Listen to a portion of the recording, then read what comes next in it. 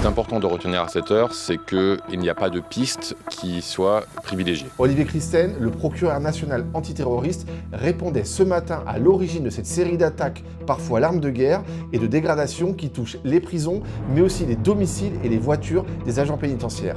Ça peut être des groupes plus de radicalisés politiques, ça peut être des groupes plus liés avec la criminalité organisée, ça peut être aussi des fois une convergence d'objectifs et de personnes qui se manipulent les uns les autres.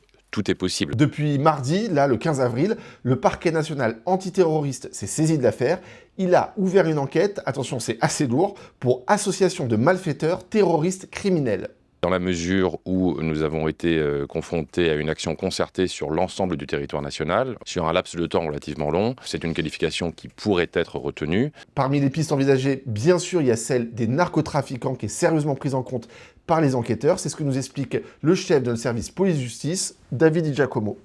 Selon un haut gradé de la police de Marseille, spécialiste du narcotrafic, en effet, le mode opératoire avec les tirs à la Kalachnikov sur la porte d'entrée de la prison de Toulon, mais aussi d'autres éléments, laisse penser que derrière ce fameux sigle DDPF, pour défense des droits des prisonniers français, pourrait planer l'ombre de la puissante organisation criminelle des aides-mafias. C'est une hypothèse en tout cas qui est prise au sérieux par les enquêteurs.